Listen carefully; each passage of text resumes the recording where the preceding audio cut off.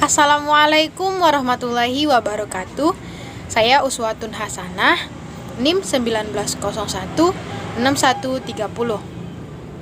Pada kesempatan kali ini, saya akan menyampaikan materi tentang gangguan berbahasa.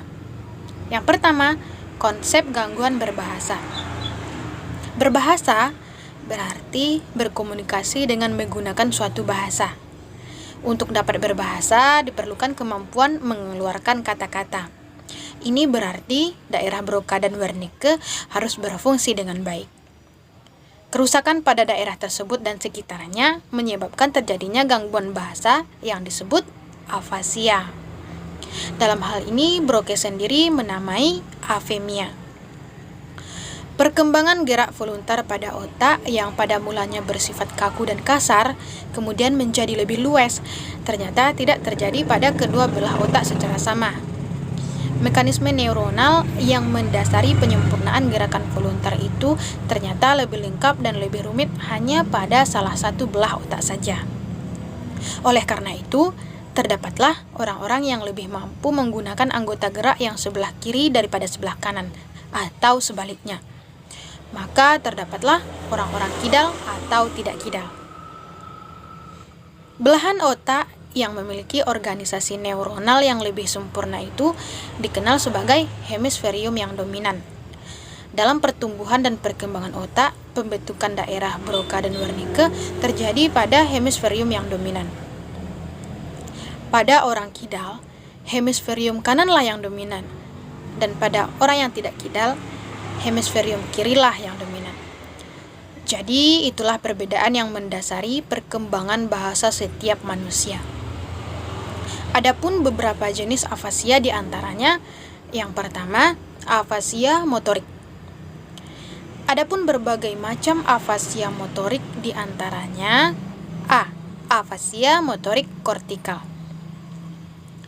Tempat menyimpan sandi-sandi perkataan adalah korteks daerah Broca. Maka, apabila gudang penyimpanan itu musnah, tidak akan ada lagi perkataan yang dapat dikeluarkan. Jadi, afasia motorik adalah hilangnya kemampuan untuk mengutarakan isi pikiran dengan menggunakan perkataan. Penderitanya masih mengerti bahasa lisan dan tulisan, namun ekspresi verbal tidak bisa sama sekali. Kesulitan utamanya yaitu dalam bahasanya spontan, bicara lambat, terbata-bata, monoton, dan menggunakan kalimat pendek. B. Afasia motorik subkortikal. Sandi-sandi perkataan disimpan di lapisan permukaan atau korteks daerah Broca. Maka apabila kerusakan terjadi pada bagian bawahnya atau subkortikal, semua perkataan masih tersimpan utuh di dalam gudang. Namun, setiap perkataan itu tidak dapat dikeluarkan karena terputus, sehingga perintah untuk mengeluarkan perkataan masih dapat disampaikan ke gudang penyampaian perkataan itu atau gudang Broca, sehingga ekspresi verbal masih mungkin dengan pancingan. Dari hal tersebut, penderitanya tidak dapat mengeluarkan isi pikirannya dengan menggunakan perkataan, tetapi masih bisa berekspresi verbal dengan membeo. C. Afasia motorik transkortikal. Afasia motorik transkortikal terjadi karena terganggunya hubungan langsung antara daerah Broca dan Wernicke.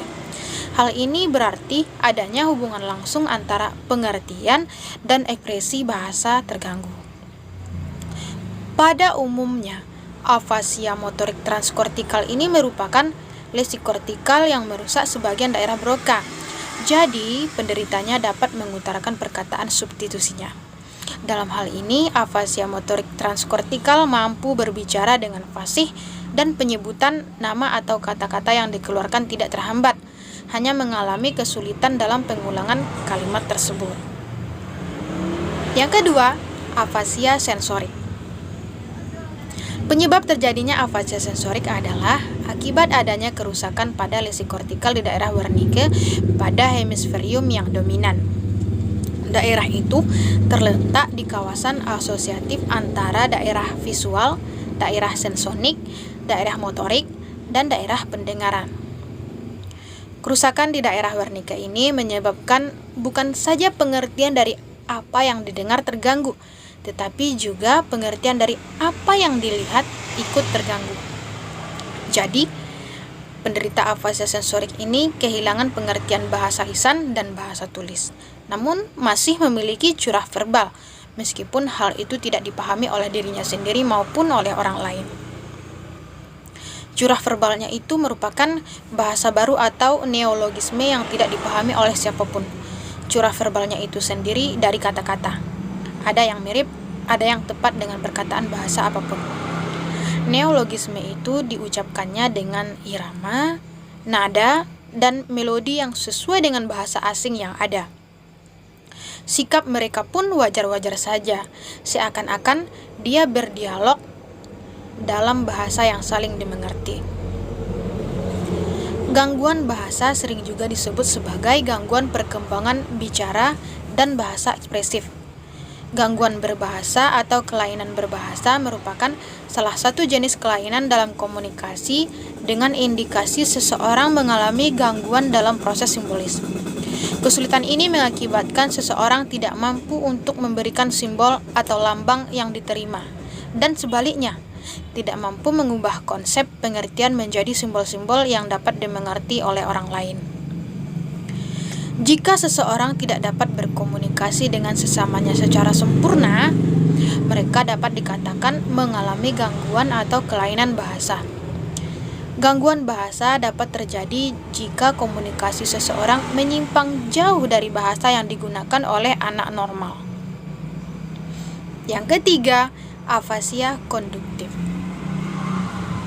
Dalam kelainan afasia konduktif ini ditandai dengan kesulitan dari meniru pengulangan bunyi bahasa. Setiap kemampuan untuk pemahaman rangsangan relatif baik, kadang-kadang terjadinya gangguan tersebut. Selain dari itu, pada saat berbicara cukup lancar, terutama dari penggunaan kalimat pendek. Namun pada saat penggunaan kalimat panjang, gangguan tersebut mulai muncul.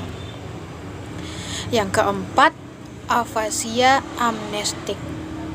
Pada kelainan afasia amnestik ini ditandai dengan kesulitan dari memilih dan menggunakan simbol-simbol yang tepat.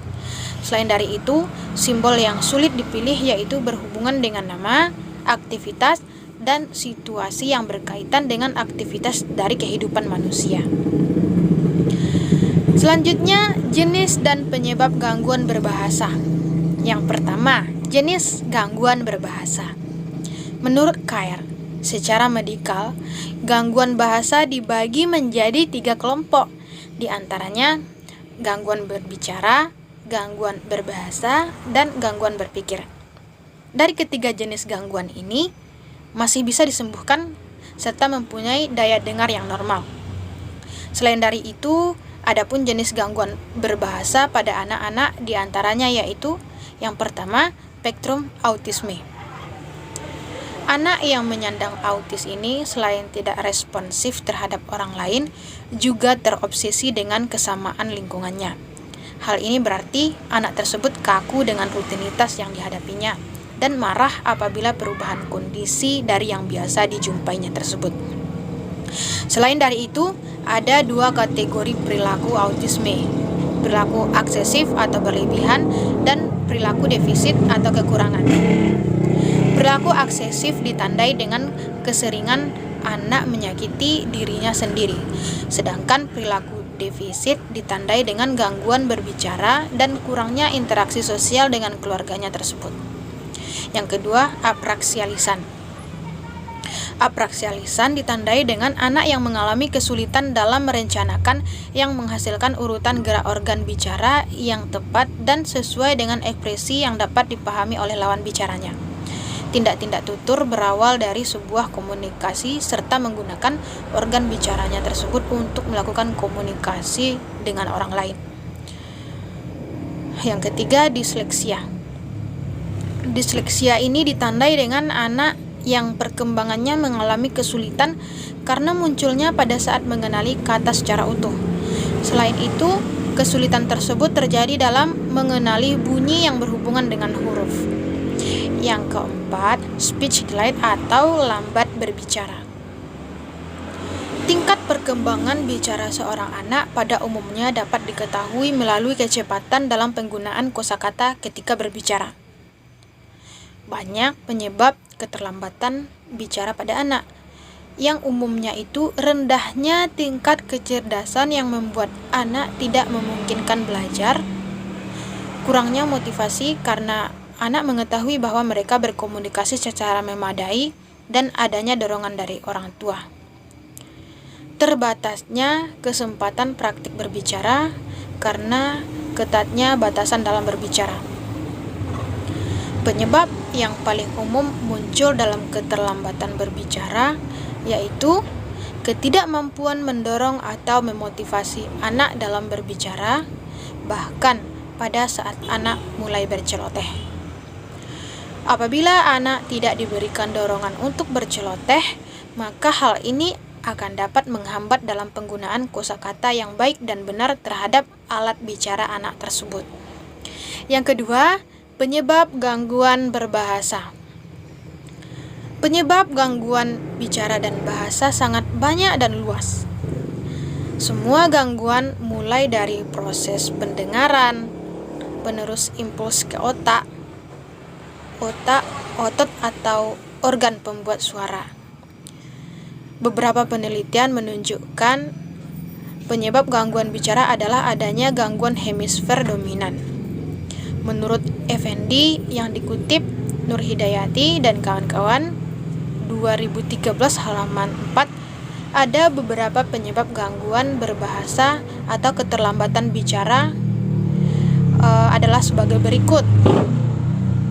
A. Faktor medis. Faktor medis yang paling banyak berperan dalam kesulitan belajar bahasa adalah tidak atau kurang berfungsinya sistem syaraf pusat yang disebabkan oleh adanya cedera atau memar. Dalam kaitan ini dikenal afasia, yaitu hilangnya kemampuan bicara karena gangguan pada syaraf pusat. Cedera atau memar pada otak dapat terjadi karena berbagai kejadian, seperti trauma ketika ibu sedang mengandung, penggunaan obat berlebihan, kelahiran muda atau prematur, benturan fisik, stroke, dan keracunan. B. Kondisi fisiologi. Kondisi fisiologi adalah kemampuan dari organ-organ yang terkait dalam menjalankan fungsinya untuk mendukung terhadap kelancaran anak dalam meneliti tugas perkembangan bicara dan bahasanya. Organ-organ tersebut meliputi susunan syaraf-syaraf senso dan motoris, kondisi organ pendengaran, dan organ bicara. C. Kondisi lingkungan. Lingkungan keluarga hendaknya menciptakan situasi yang kondusif untuk memberikan kontribusi positif bagi perkembangan bicara dan bahasa anak. Peran aktif orang tua atau keluarga dalam memberikan stimulasi verbal dapat mendorong anak untuk lebih meningkatkan kualitas dan kuantitas kemampuan bicara dan bahasanya. Materi selanjutnya, cara mencegah dan menangani gangguan berbahasa. Adapun berbagai terapi yang perlu dilakukan oleh seseorang untuk menangani gangguan berbahasa, di antaranya yang pertama, terapi bicara. Dalam terapi bicara biasanya menggunakan alat berupa audio atau video dan cermin. Terapi bicara anak-anak biasanya menggunakan pendekatan bermain, boneka, bermain peran, memasangkan gambar atau kartu. Terapi bicara orang dewasa biasanya menggunakan metode langsung, yaitu melalui latihan dan praktik. Terapi artikulasi pada orang dewasa berfokus untuk membantu orang yang terkena gangguan berbahasa agar dapat memproduksi bunyi dengan tepat, meliputi bagaimana menempatkan posisi lidah dengan tepat, bentuk rahang, dan mengontrol nafas agar dapat memproduksi bunyi dengan tepat, sehingga tidak munculnya kesalahan dalam berbahasa. Yang kedua, terapi oral motorik.